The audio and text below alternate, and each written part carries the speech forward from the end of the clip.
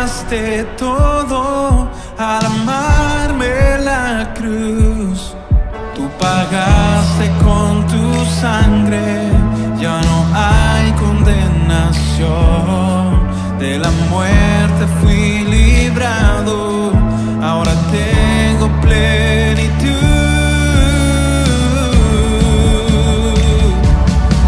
Y ya no vivo yo, Cristo vive en mí. Ya no vivo yo, soy nuevo en ti. Y ya no vivo yo, Cristo vive en mí. Soy lo que soy solo por tu gracia.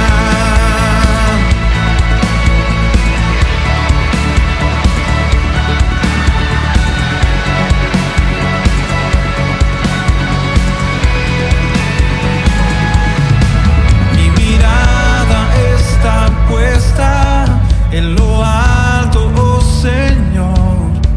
Escondida está mi vida, solo en Cristo Jesús.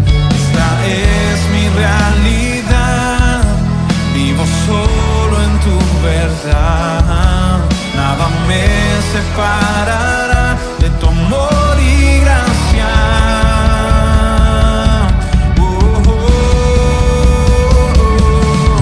Y ya no vivo yo, Cristo vive en mí. Ya no vivo yo, hoy soy nuevo en ti. Ya no vivo yo, Cristo vive en mí. Soy lo que soy solo por tu gracia. Tu poder se perfecciona en mi debilidad. Y yo soy lo que soy solo por tu gracia. Tu poder se perfecciona en mi debilidad.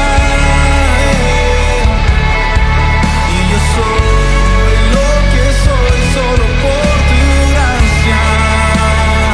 Solo por tu gracia. Solo por tu gracia.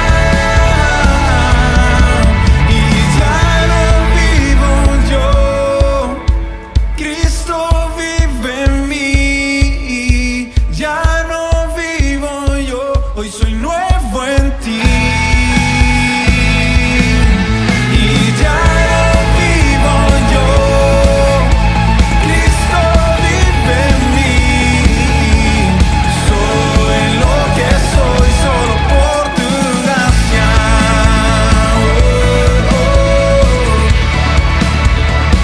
Celebramos tu gracia.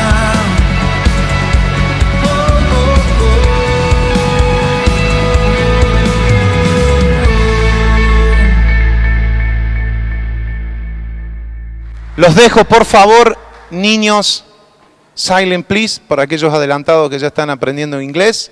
Silencio, por favor. Los papis, mantengan allí quietito. Dios les bendice. Vamos a disponernos a escuchar. Bueno, Dios te bendiga mucho. Qué lindo es compartir con todos ustedes. ¿Se escucha bien ahí? ¿Sí? Bueno. Qué bueno verlos. Y pastores, los felicito. De la última vez que vine, lo que ha crecido la iglesia es impresionante, ¿eh? Así que los felicito por la tarea, todos los líderes de casas, toda la iglesia, el liderazgo de la iglesia, felicitaciones por la excelente tarea que están haciendo. Tengo 3 títulos para el mensaje. No sé por cuál de los 3 me voy a decidir. Tengo miedo de que la indecisión me lleve a predicar 3 mensajes.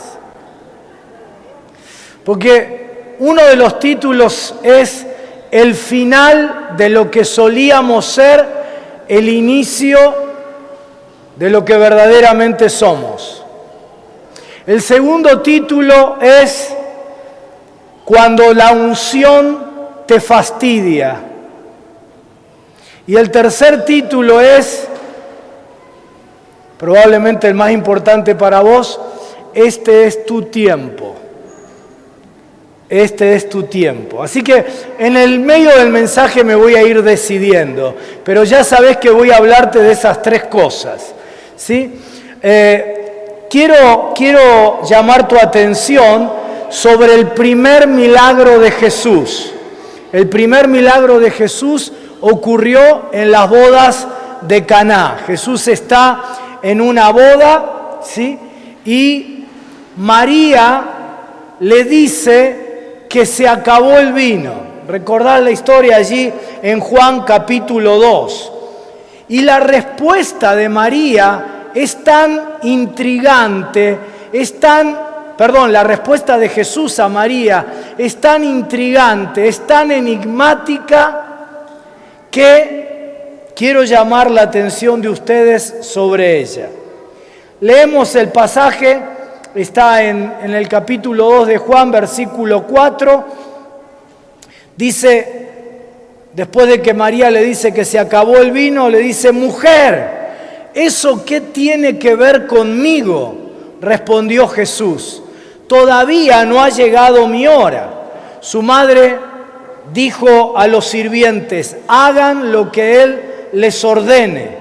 Había allí 6 tinajas de piedra de las que usan en el rito de la purificación los judíos, y en cada una cabían unos 100 litros. Jesús le dice a los sirvientes: llenen de agua las tinajas, y los sirvientes las llenaron hasta el borde. Ahora, les dijo Jesús, saquen un poco y llévenlo al encargado del banquete.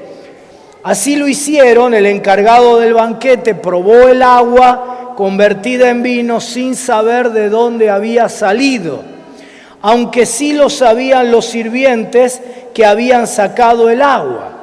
Entonces llamó aparte al novio y le dijo: todos sirven primero el mejor vino, y cuando los invitados ya han bebido mucho, entonces sirven el más barato. Pero tú has guardado el mejor vino hasta ahora.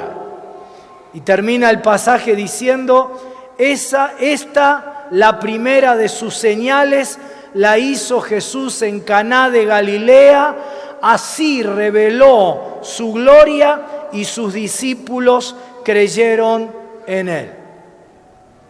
Estamos en el mundo, en el final de una etapa y en el inicio de una nueva era. Una nueva era con cambios culturales, con cambios globales que nos afectarán a todos, que nos envolverán a todos en una nueva realidad. Tal vez vos en tu vida personal, en tu vida familiar, en tu economía, en tu trabajo, en tus estudios, también estás cerrando una etapa de tu vida o sintiendo que hay que cerrar una etapa de tu vida, que hay un cambio. El final de una etapa viene acompañada normalmente de un dejo de melancolía, de una incertidumbre, porque aquello que había sido parte esencial de nuestras vidas ya no seguirá más, ya no estará más.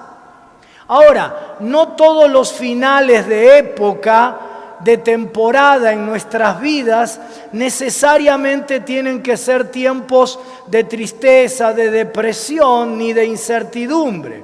Porque el final de una etapa es el telón de fondo para dar inicio a algo nuevo.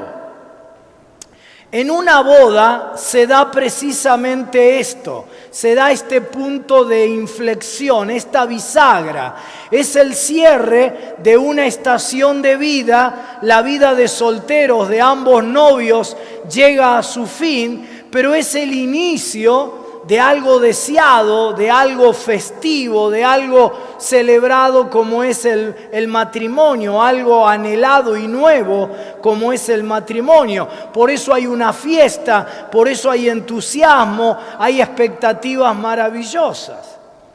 Ni siquiera sabemos cómo se llamaban estos novios de la boda de Caná, pero sí sabemos que están celebrando el final de una etapa para iniciar una nueva.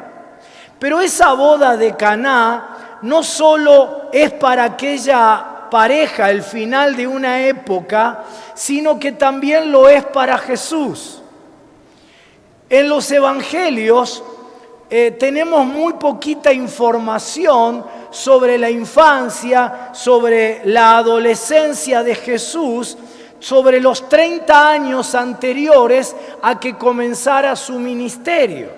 Sabemos sobre su nacimiento en el pesebre, pero no tenemos más información. Nos hubiera encantado saber cuándo fue que Jesús dio el primer pasito, aprendió a caminar, o cuál fue la primera palabra que pronunció, pero no tenemos información sobre su infancia. Y hay 30 años de silencio hasta que empieza su ministerio. Sin embargo, en medio de esos 30 años de silencio, se intercala en medio de ese silencio una historia en el capítulo 2 de Lucas, cuando Jesús tenía 12 años, un adolescente de 12 años. No hay casi nada antes de esos 12 años, no hay nada después de esos 12 años, hasta que tiene 30 y comienza su ministerio. Y ustedes conocen lo que pasó allí a los 12 años. Cuenta la Biblia en Lucas capítulo 2 que la familia de Jesús, con Jesús y toda la parentela, todo el clan familiar, vienen de Nazaret a Jerusalén a celebrar la Pascua. Y cuando termina la fiesta de la Pascua, todo el clan familiar vuelve a Nazaret. Y ya están un día de camino yendo para la casa, para Jerusalén, cuando se dan cuenta que en medio de esa parentela no estaba Jesús. El adolescente Jesús se había quedado en Jerusalén, en el templo, junto a los doctores de la ley, los maestros religiosos. Y entonces vuelven los padres a buscarlo. ¿Por qué Jesús se queda allí? ¿Sí? Jesús se quedó allí, ¿por qué? ¿Por qué aparece esa historia intercalada en medio de 30 años de silencio? ¿Sabes por qué? Porque Jesús tiene a los 12 años una revelación de quién verdaderamente es Él, de para qué vino a esta tierra. Cuando sus padres lo buscaron en Jerusalén, lo encontraron con los maestros religiosos en el templo. Es decir, Jesús se quedó en el ambiente que reflejaba lo que Dios había puesto en su interior. Él está sintiendo que ese es el ambiente que está conectado con lo que son los planes de Dios para su vida. A punto tal siente esto que ni siquiera se notifica que sus padres se habían ido y que ya habían pasado casi 4 días. Es cuando vos, querido hermano, querida hermana, te encontrás en ese momento existencial de tu vida en el que sentís, para esto yo nací. En el que sentís que hay algo adentro tuyo, ¿no? En tu interior, que está en conexión con lo que Dios ha planeado para tu vida. Y es como que hay un sonido que hace eco en tu mundo interior. Y Jesús se separa de lo familiar, de lo conocido, para escuchar ese eco en su interior y lo encuentra en el ambiente del templo a punto tal de no regresar a lo cotidiano, no quiere regresar a lo cotidiano.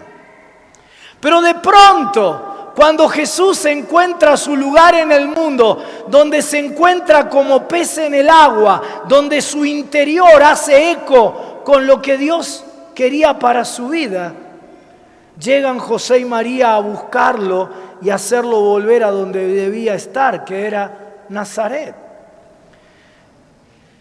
Me refiero a ese momento en tu vida, hermana, hermano, cuando vos en tu interior encontrás eso que Dios quiere hacer con vos, que Dios quiere hacer a través de vos, pero la realidad te arrastra, te quiere hacer volver a lo viejo, a lo conocido. Te dice, tenés que ser pragmático, realista. Tenés que volver a lo conocido.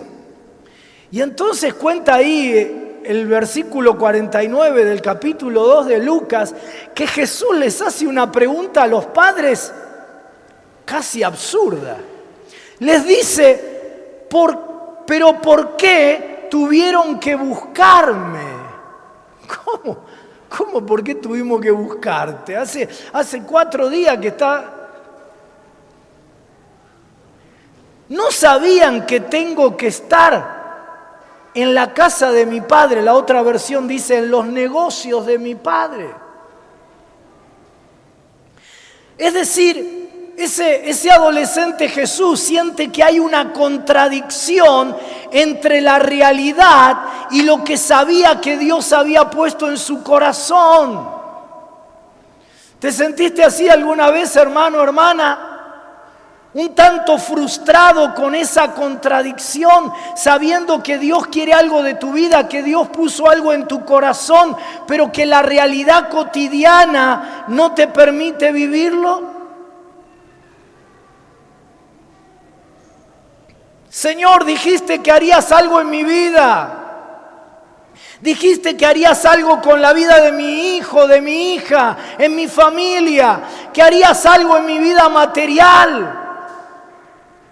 Pero la realidad no coincide con lo que pusiste dentro de mí. Señor, me llamaste a tal o cual tarea, a tal o cual ministerio, pero la realidad me arrastra, me tira para atrás. El ahora no me deja apropiarme de mi destino. La realidad me saca de lo que siento que Dios puso en mi corazón. Y el versículo siguiente de Lucas 2 dice, luego regresó con sus padres a Nazaret y vivió en obediencia a ellos. La otra versión dice, sujeto a ellos. Porque a veces uno tiene que aceptar que no es el tiempo, pero no porque la realidad me lo impone, sino porque tal vez Dios dice que no es el tiempo. Y que la manera de sobrevivir para poder alcanzar nuestro destino en el tiempo indicado es ser obedientes a la hora. Ser obedientes a la hora. Padre, si todavía no es el tiempo, ayúdame a ser obediente a la hora. Si no puedo funcionar en lo que me dijiste, en lo que estaba sintiendo, ayúdame a ser obediente a lo que hoy estás tratando de hacer en mi vida. Porque aunque vos no lo puedas ver, como dice la canción, Él está obrando. Él está obrando. Y Él está tratando de hacer algo en tu vida. Ayúdame a ser obediente a lo que estás tratando de hacer en el ahora. Y quizás, querido, querida, para algunos de ustedes, este sea el gran avance en tu vida, sea el salto de madurez que Dios quiere para tu vida, para poder alcanzar lo que Dios va a hacer con vos en el futuro próximo. Aprender a someterte a la hora, no otra vez por culpa de las circunstancias, sino porque Dios no te permite avanzar más, porque Él está haciendo algo hoy que tal vez vos no podés ver. Dios no cambió, Dios sigue impulsando tu vida hacia lo que puso en tu corazón, pero hoy vas a tener que madurar aceptando el ahora. Porque un parto anticipado es un aborto.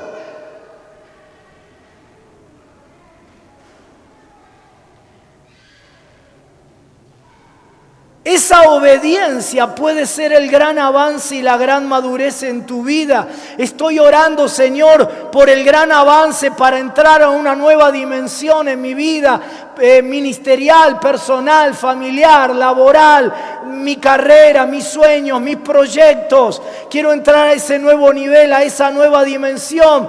Pero Dios te está diciendo lo que precisás orar es que seas capaz de rendirte a la hora.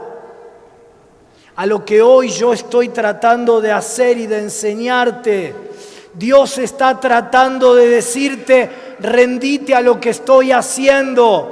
Hay un nuevo nivel de rendición que Él quiere ver en vos y en mí. Otro nivel de sujeción en tu vida.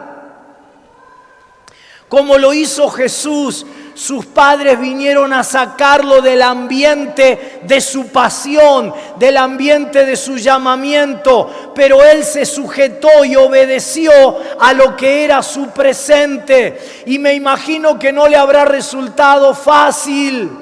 Pero ¿sabés cómo termina el relato? Versículo 52. Jesús crecía en sabiduría y en estatura y en el favor de Dios y en el favor de toda la gente. ¿Podés verlo? Nosotros creemos que rendirnos a la hora de Dios significará pérdida. Y sin embargo, esta historia aquí en medio de 30 años de silencio es para que entendamos que cuando me entrego al obrar de Dios en el ahora, hay crecimiento, hay aumento.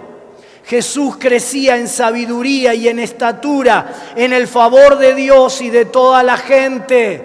Quiero decir en esta noche que Dios está trabajando en tu vida, en el ahora, para que vos crezcas en sabiduría, en estatura, en favor de Dios y de la gente.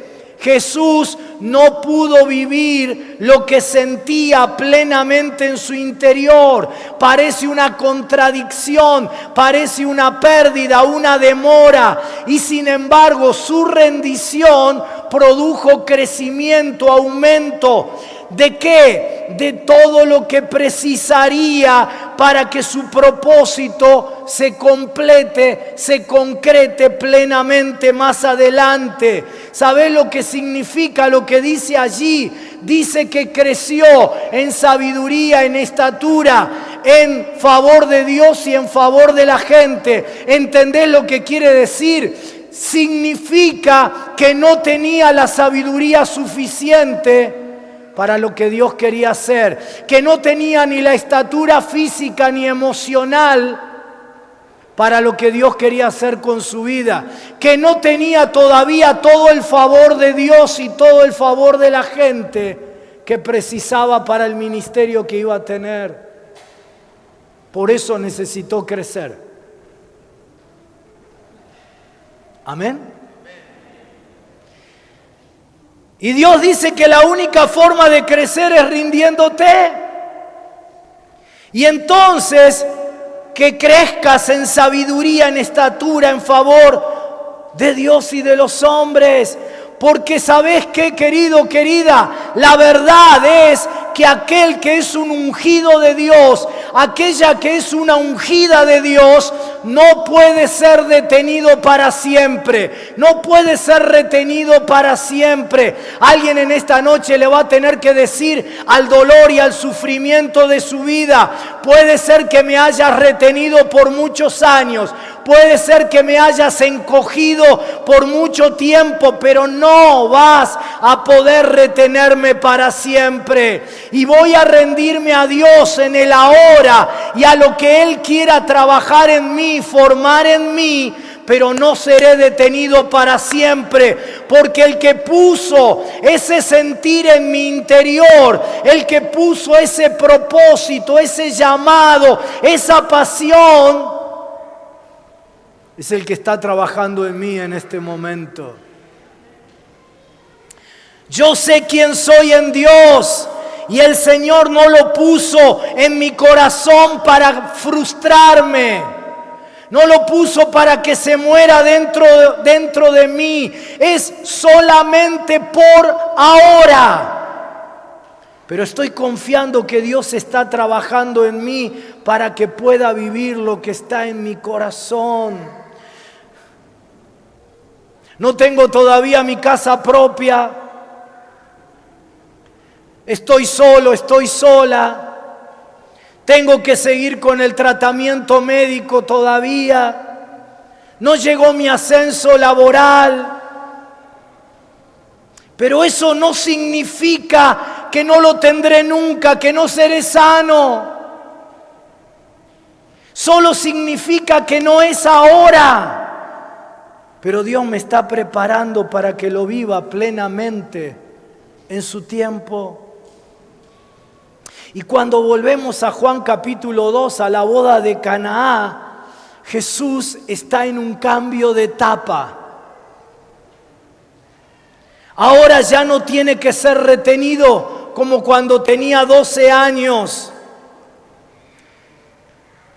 Ya no se tiene que detener su propósito.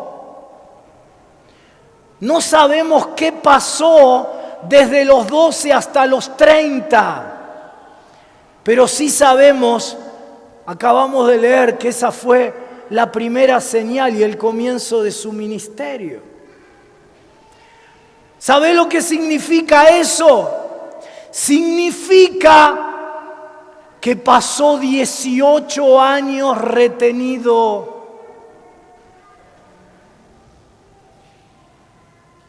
Desde los 12 a los 30, desde que supo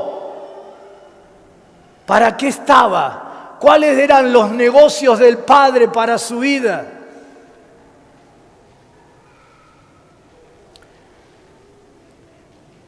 Pero en las bodas se terminó esa etapa de ser retenido.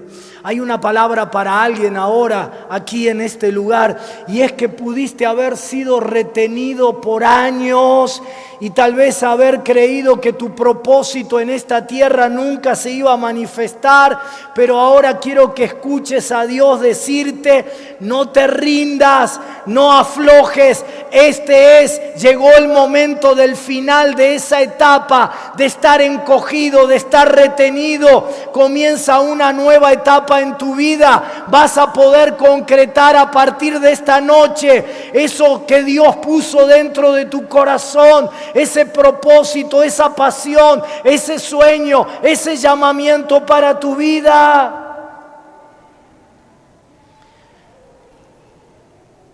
Y todo ese tiempo de espera fue para que él creciera en sabiduría, en estatura, en favor de Dios y de los hombres, y que todo eso se hiciera evidente en su vida. Imagínate si era evidente el favor de los hombres sobre él, que iba caminando, pasaba por al lado de un pescador, le decía: seguime, y lo seguían. Nosotros para levantar un ministerio tenemos... Pero el favor de Dios y de los hombres estaba en él. Porque el hecho de que todavía mi propósito esté retenido no significa que no me esté preparando para cuando sea definitivamente manifestado. Decí conmigo en voz alta, estoy en preparación. Estoy en preparación. Ahora haceme el favor de decirlo con convicción. Decía, a ver, estoy en preparación.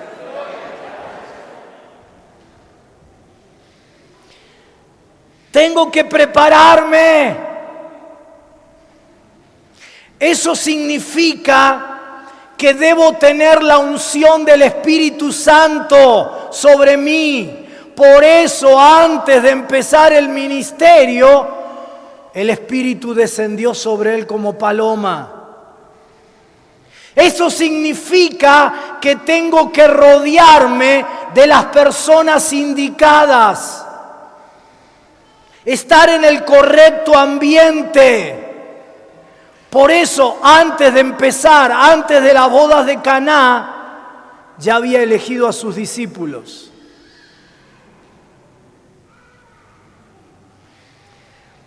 ¿Por qué? Porque cuando llegue el momento, no quiero que haya ni una sola duda de que estoy preparado. He estado orando, crecí en sabiduría, he aprendido, no sé, cómo montar un emprendimiento, cómo conducir una empresa. Todavía no tengo ni un kiosquito.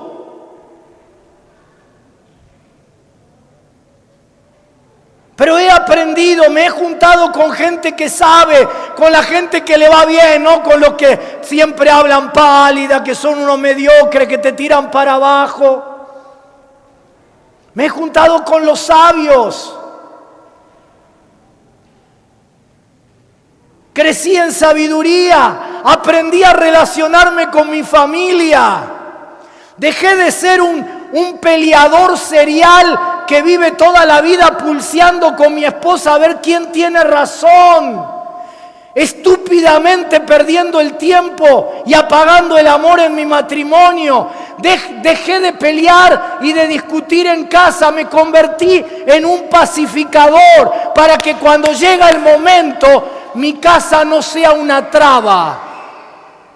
Mi hogar no sea el lugar de principal conflicto y dificultad.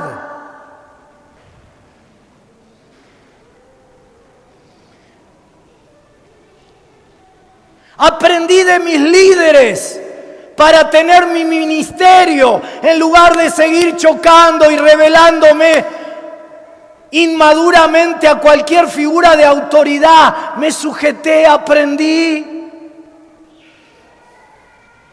Me estoy preparando para cuando Dios tenga para mí ese hombre, esa mujer que será mi pareja.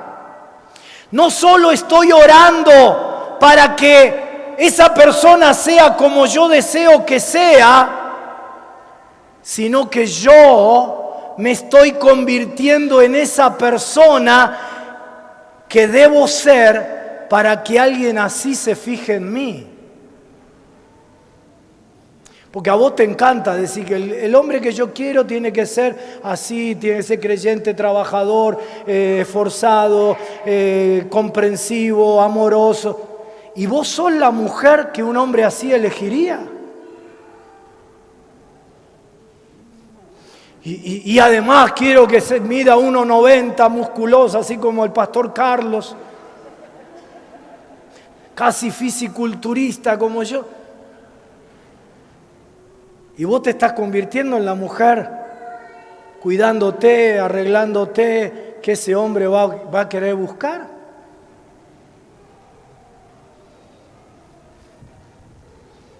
Me estoy preparando, decí conmigo, me estoy preparando.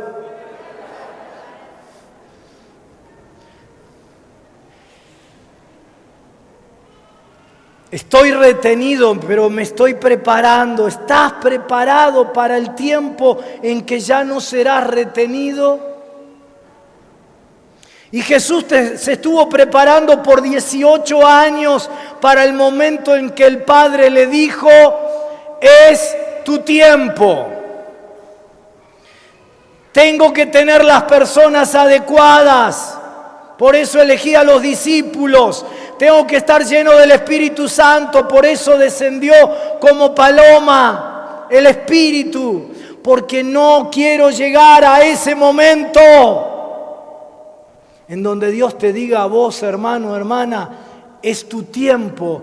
Y vos digas, todavía no sané el trauma de mi infancia.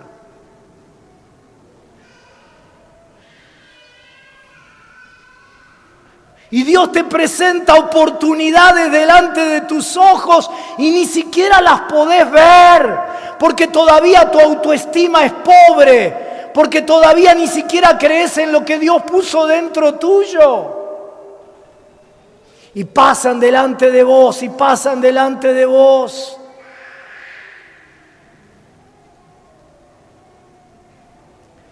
Quiero ser una persona para ese momento descentrada, que no me pase toda la vida mirándome el ombliguito. Quiero ser una persona entrenada en servir, dispuesta a dar, para que cuando llegue el momento yo no lo postergue ni lo aborte.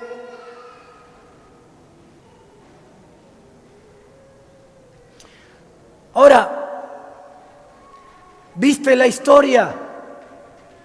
María le dice, se quedaron sin vino.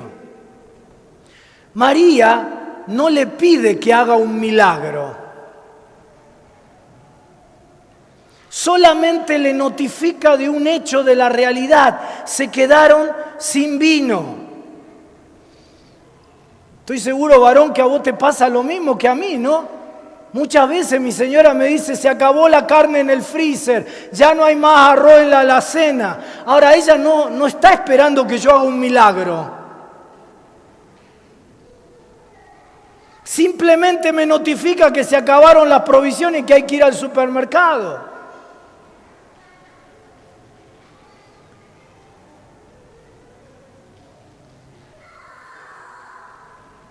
Pero María le dice, se acabó el vino. Y Jesús le contesta, le sale con los tapones de punta y le dice, ¿qué tienes que todavía no ha llegado mi tiempo? ¿Qué tiene que ver todo esto conmigo? ¿Qué tiene que ver esta mujer conmigo?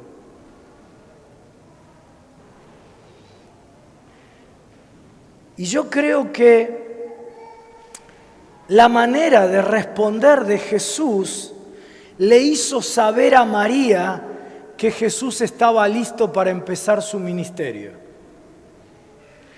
Porque se presenta un problema. Se quedaron sin vino. Se presenta un problema. Y la unción que estaba dentro de Jesús lo empieza a fastidiar. Lo empieza a incomodar, lo empieza a irritar y por eso responde como responde.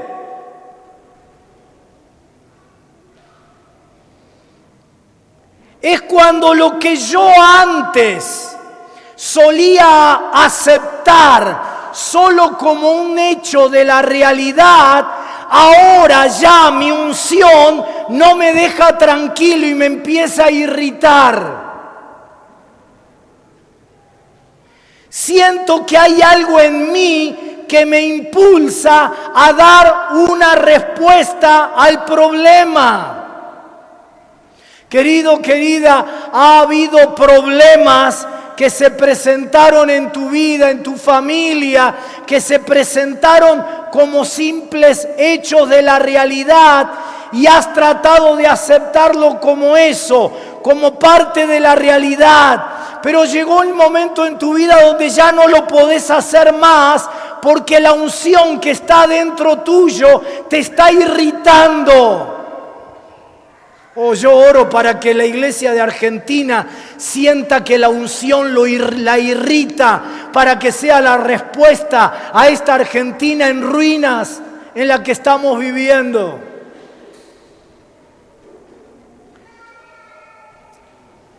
Y la unción te está diciendo, ¿sabes qué?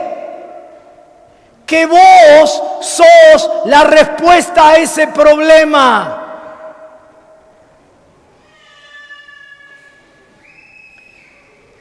Tal vez alguno dijo, tengo que conformarme con lo que vivo, estoy resignado a que esto ya no tenga salida ni solución.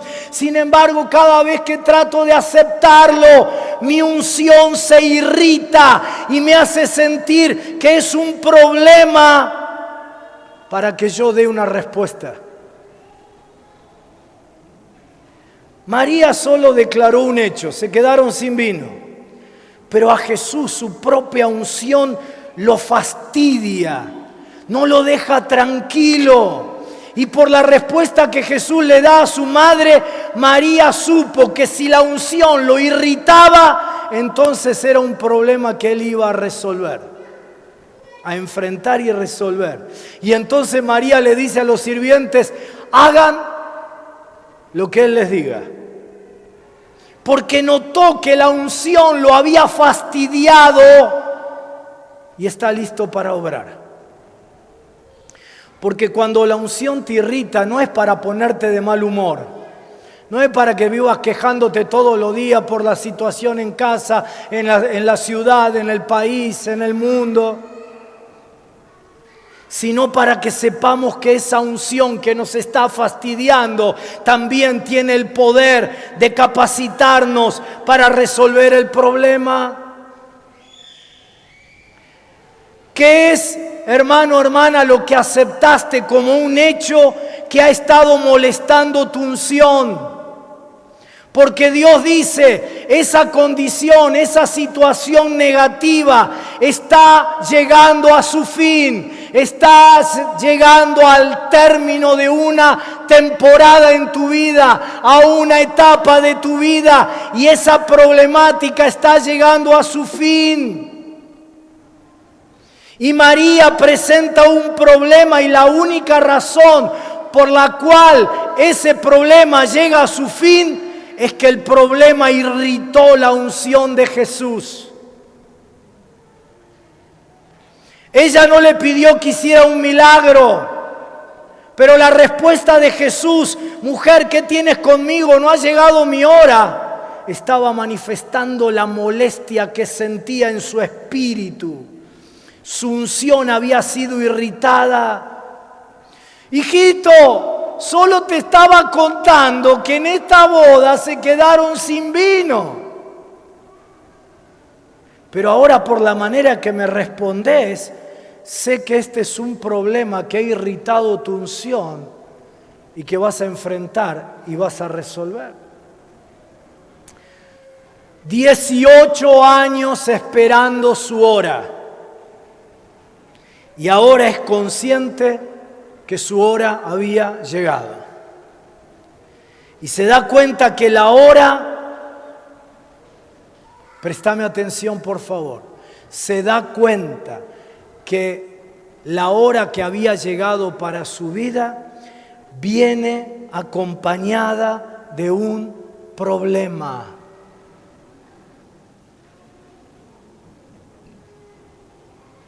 La mayoría de la gente pierde el momento de su vida, el momentum de su vida, lo pierden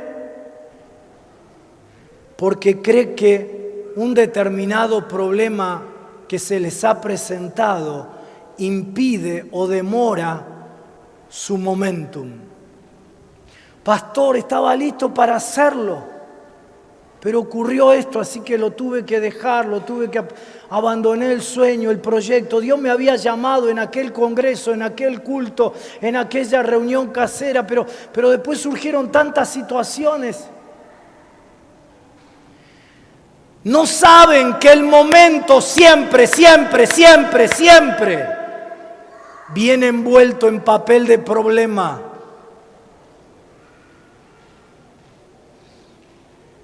Tu hora de llegar a concretar lo que viniste a hacer en esta tierra viene envuelto en una crisis. Y cuando Jesús ve que el problema es solo la oportunidad para su momento, entonces decide vivirlo, atraparlo y abordar el problema. Tu hora, hermano, hermana, no llega cuando todo está bien, sino cuando reconoces que frente al problema tenés que asumir tu autoridad ante esa situación. María le dice a los sirvientes que hagan lo que Jesús les diga. Es el momento en que Jesús comienza a convertirse en quien siempre supo que estaba destinado a ser en este mundo. Es el momento en que la hora viene disfrazada de problema. Pero es el momento en que comienza una nueva etapa. Tu momento no vendrá en el logro, sino en el problema. Es en el problema. Dije, es en el problema. Repito, es en el problema. Porque la irrupción de lo nuevo requiere una ruptura con lo viejo. Y toda ruptura emerge a partir de una crisis.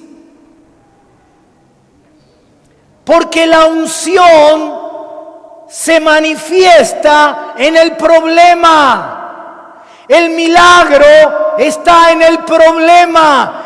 Por favor, ¿qué es un milagro si no hay problema?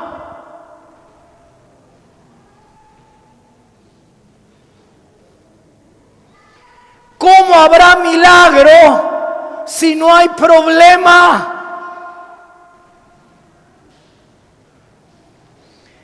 Y estuvimos subestimando el problema, considerándolo únicamente como una maldición. Pero el problema puede ser, querido, querida, la gran oportunidad para ver a Dios con milagros, para que se produzca una ruptura que te lleve a una dimensión mayor, a una etapa, que haya una irrupción de lo nuevo de Dios para tu vida. Y Jesús toma la autoridad sobre aquel problema. Y Jesús quiere tomar la autoridad sobre tu problema, hermano y hermana. Porque si Jesús no toma autoridad sobre tu problema seguirá tomando autoridad sobre tu vida, sobre tu familia, sobre tus hijos, sobre tu ministerio, sobre tu futuro, sobre tu economía.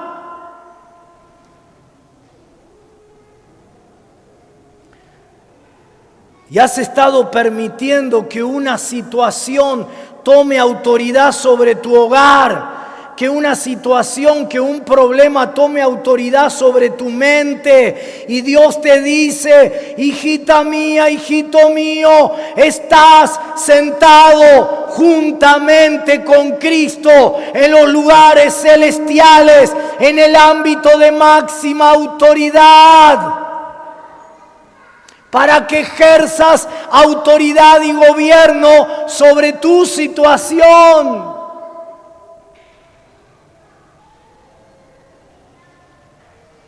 Ayer a las 4 de la mañana había ministrado a la noche aquí en la ciudad de Córdoba. A la mañana temprano tenía que ministrar el consejo de pastores y a las 4 de la mañana el Señor me despierta para que me levante a decretar nuevas realidades.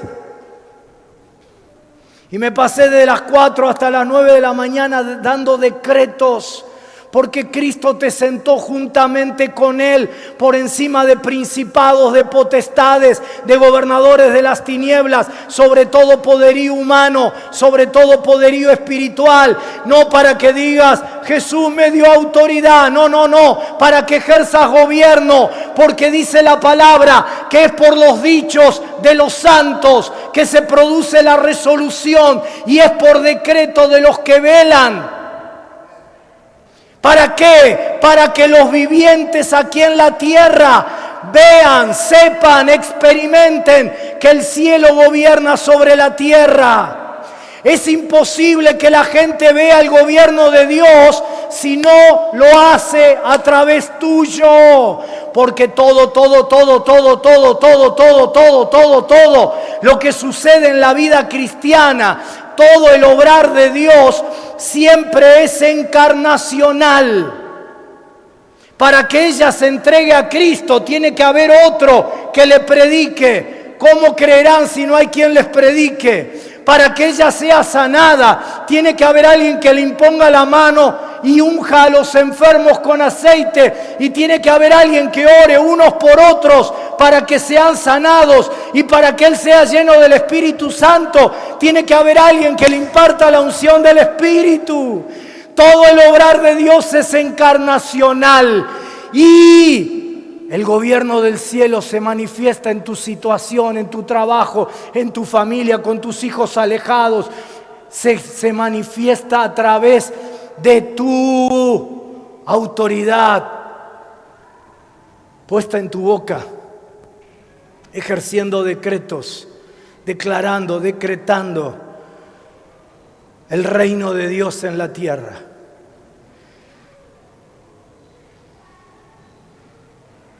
¿Cómo sería tu vida si asumieras autoridad sobre el problema que se ha apoderado de tu matrimonio? ¿Cómo sería tu vida si asumieras autoridad sobre esos pensamientos destructivos que se han apoderado de tu mente? ¿Sabes el final de qué fue ese día en aquella boda de Caná? ¿El final de qué? Comenzó ese día a terminar el poder de la muerte. Comenzó el final del poder del pecado. Comenzó el final de la enfermedad. Comenzó el final del poder de las limitaciones sobre tu vida y la mía. ¿Por qué? Porque fue el comienzo del ministerio de Jesús. No fue solo el final de la etapa de espera de Jesús. No solo fue el inicio del cumplimiento de su propósito en esta tierra, fue también el comienzo del gran anuncio a los principados y potestades. El reino de Dios ha llegado. El rey está aquí. El rey está aquí. Empieza su ministerio. El reino ha llegado. Cuando el agua se convirtió en vino, los demonios temblaron. Reconocieron que era el final de una etapa. El cáncer se puso nervioso, supo que comenzaba el final de su omnipotencia. Las limitaciones en tu vida y en la mía supieron que el rey había llegado. Y cierro diciéndote algunas cosas que quiero sugerirte que Jesús hizo para que vos también hagas. Primero, Jesús aceptó su autoridad. María les dijo a los sirvientes, lo que sea que Él diga, háganlo. Y Jesús empezó a darle órdenes a los sirvientes de lo que había que hacer. Jesús aceptó que Él tenía autoridad. Yo también en esta noche, Señor, acepto que tengo autoridad sobre esa situación, sobre esa limitación, sobre ese problema, sobre la enfermedad, sobre esa situación material, sobre esa condición familiar, sobre esa traba laboral. Dios te está diciendo, tenés que tomar la autoridad que te di. Segundo, María les dijo, haced todo lo que os dijere. Jesús abrió la boca. La Nueva Versión Internacional dice, todo lo que Él les ordene. Una cosa es tener autoridad y otra cosa muy distinta es ejercer esa autoridad ordenando, abriendo la boca para decretar espiritualmente lo que Dios quiere. El Señor te dice en el Salmo 81:10, abre tu boca y yo la llenaré. Cuando abras tu boca, Dios te dará las palabras para ejercer esa autoridad según su voluntad. Alguien en esta noche necesita comenzar a hablar con autoridad sobre ese problema que está atravesando. Alguien va a declarar hoy sobre la enfermedad terminal. No moriré, sino que viviré para contar lo que el Señor ha hecho. Alguien va a declarar con fe absoluta sobre su familiar enfermo. Esta enfermedad no es para muerte, sino para la gloria de Dios, para que el Hijo de Dios sea glorificado por ella. Yo en este instante lo declaro sobre un hermano llamado Eduardo que está al borde de la muerte. Dios lo va a levantar, ya los médicos no saben qué hacer. Pero Dios lo va a levantar en el nombre de Jesús.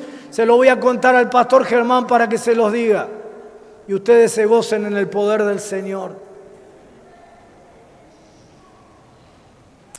Alguien le va a decir a los principados y potestades, no más en mi casa, no más con mis hijos, no más en mi trabajo, no más a poder detener más mi propósito en esta tierra. Amén. Tercero, Jesús no tiene que andar buscando cómo resolver su problema, buscando aquí y allá. Todo lo que necesita para responder al problema ya está en su ambiente.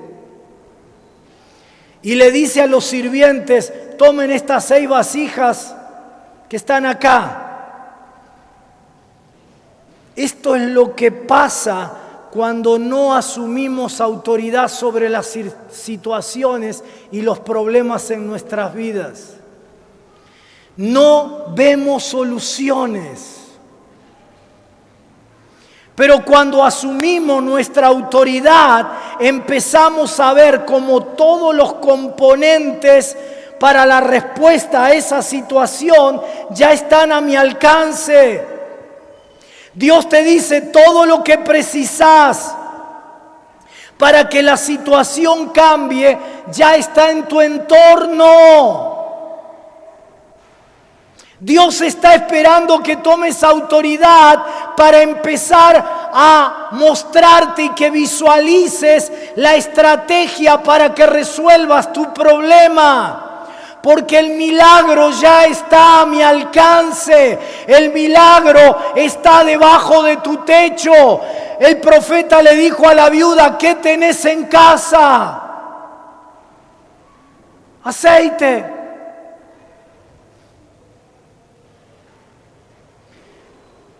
El milagro está debajo de este techo aquí. Cuarto, lo interesante del relato es que cuando los sirvientes vuelven con el agua a la casa, Jesús no hace lo que yo hubiera hecho, ¿no? No sé ustedes, pero yo le hubiera dicho al sirviente ahí, espera, antes de servirlo déjame probar a ver si de verdad el milagro ocurrió, ¿no? Pero Jesús confiaba en lo que Dios le había dado. Y cuando confías en lo que Dios te da, ya no necesitas cotejarlo. Alguien en esta noche aquí tiene que escuchar a Dios decirle, es hora de que confíes en lo que ya te di, en lo que ya puse adentro de vos. en lo que instalé en tu interior mucho antes de que apareciera ese problema.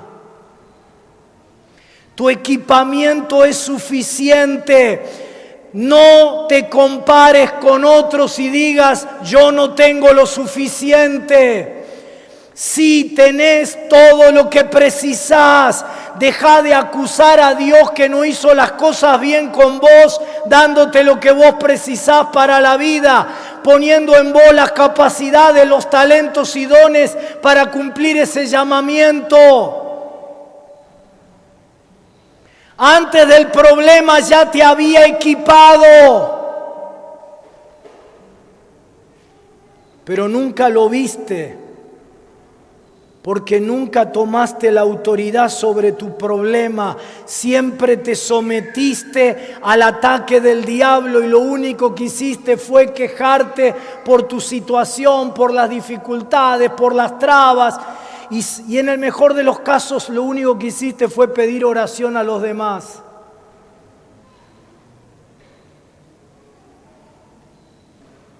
Pero Dios te dice, confía en lo que te di.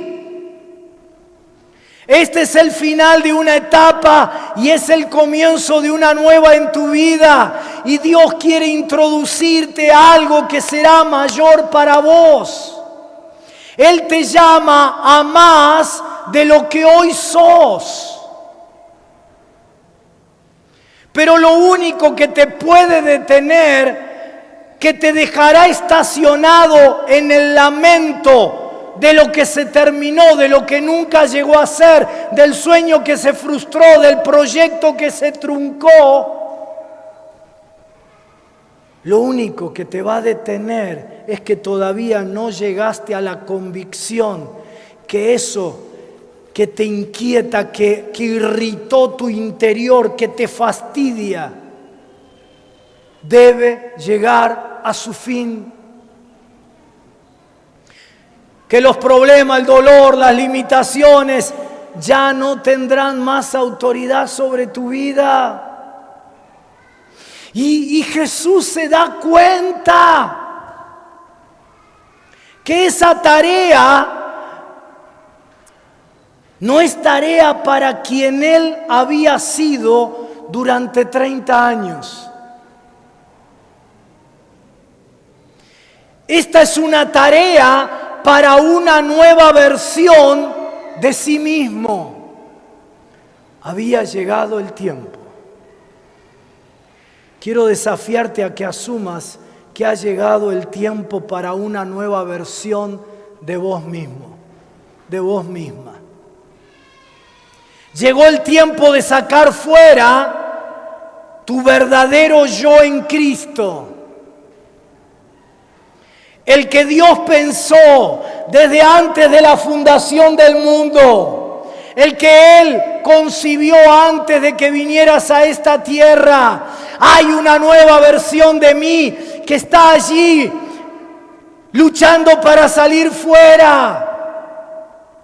Ha estado dentro de mí, ha estado dentro de vos retenida, pero ahora sale para estar alineada con lo que Dios siempre quiso que vivieras.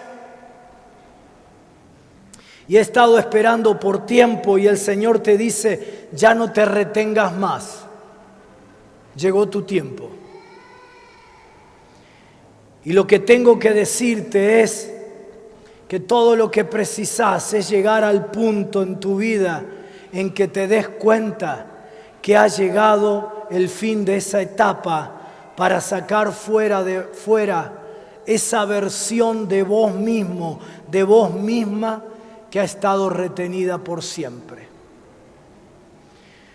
Este es un tiempo para una versión tuya diseñada hace millones de años, antes de la fundación del mundo.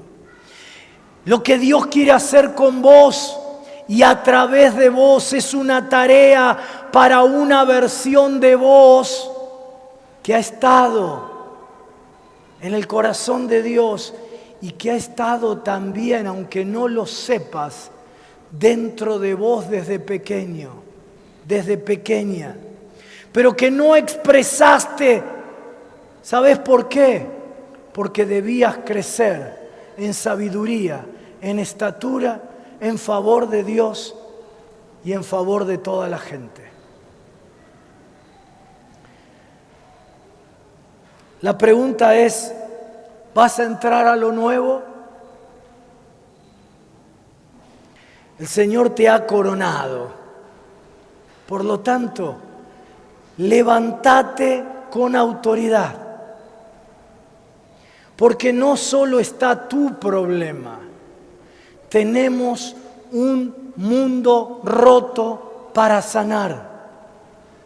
Tenemos una Argentina en ruinas espirituales, morales, familiares, económicas, sociales, sanitarias. Tenemos principados que atar y desautorizar. Tenemos potestades que derrocar.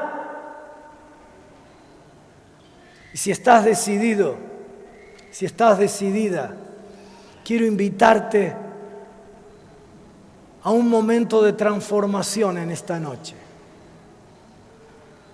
Mark Twain dijo que los dos momentos más importantes de la vida de una persona son cuando nace y cuando descubre para qué nació.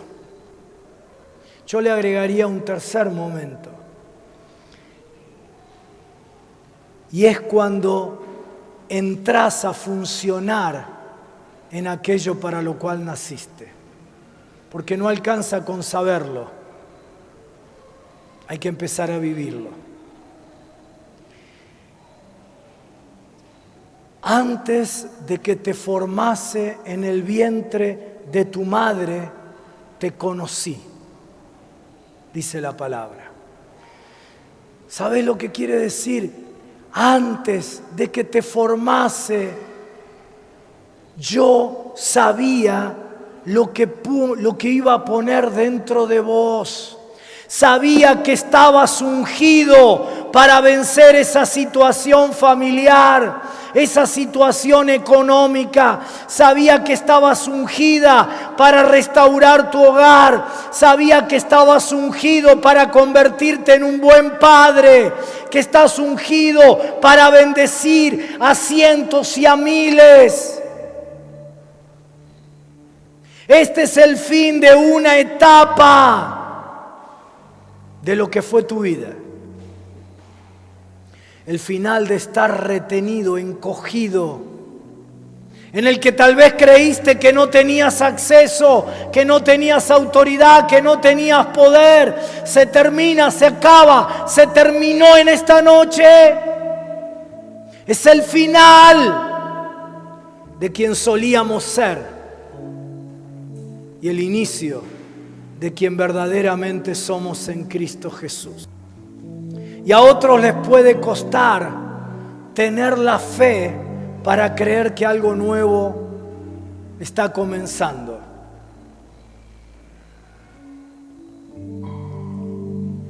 Probablemente ese momento en que se acabó algo en tu vida, en que se truncó, en que esos sueños no se concretaron, en que ese proyecto de matrimonio, de estudio, de lo que fuere, probablemente ese momento no fue elegido por vos. La vida se te presentó de esa manera, no lo elegiste. Pero yo quiero decirte en esta noche que ahora sí podés elegir lo que va a ocurrir de aquí en más.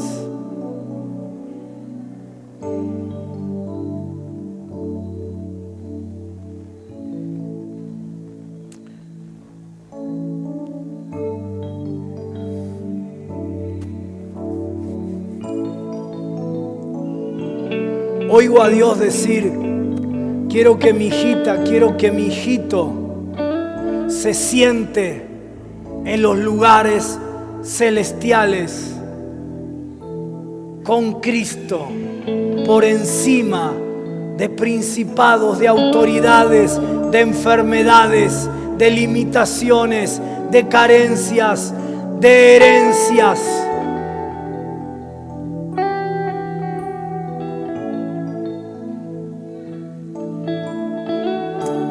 Vamos a crear un altar en esta noche. Cantábamos en la adoración que iba a arder, ¿verdad? Vamos a crear un altar. ¿Qué problema, qué situación, qué limitación, qué condición, qué trauma, qué dolor, qué estigma voy a colocar en esta noche en el altar para que el fuego del Señor lo queme definitivamente? Porque, Señor, quiero decirle definitivamente a Dios y que tu fuego lo queme. Pero no puedo hacerlo solo, te necesito, Dios, necesito de tu poder. Cuando Jesús se determinó a ponerle fin a aquella situación, ¿viste cómo termina el pasaje diciendo que la gloria de Dios se manifestó de tal manera que dio comienzo a un ministerio maravilloso de 3 años, donde la gloria de Dios nunca se cortó?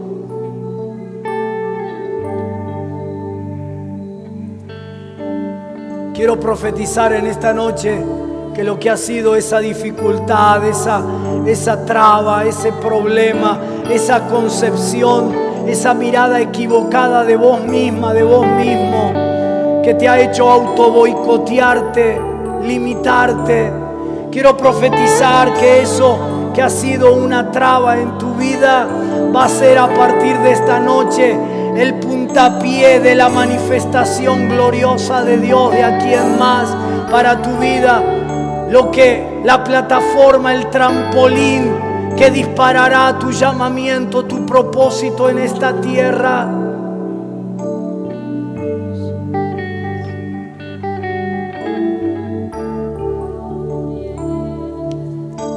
Estuviste aceptando esa situación como un hecho que no puede ser cambiado, pero hoy la unción te empieza a irritar, la unción te empieza a incomodar, te fastidia,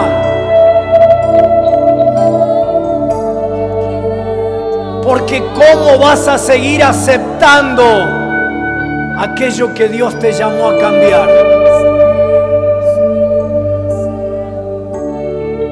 ¿De qué manera vamos a romper las maldiciones generacionales? A menos que decidamos no aceptar lo que ha sido aceptado por mis anteriores generaciones. Por la simple razón de que yo he sido llamado a traer un cambio para las futuras generaciones. Yo soy en el árbol genealógico familiar el punto de inflexión para que mis hijos, mis nietos, mis descendientes vivan una realidad distinta. Podés pasarte el resto de tu vida jugando a la guerra espiritual y diciendo, declaro que se rompen las maldiciones generacionales. Y el diablo riéndose y diciéndote, ¿y cómo va a ocurrir eso? ¿Quién va a cambiar eso? ¿Quién que viene de padres, de abuelos, de familias disfuncionales, va a formar una familia como la gente sana para que los hijos y los nietos también tengan una herencia sana? ¿Quién que viene de una herencia de malos administradores y empobrecidos va a levantarse con autoridad y va a vivir ordenadamente siguiendo los principios de la palabra para que sus hijos crezcan en prosperidad y los nietos tengan herencia de sus abuelos.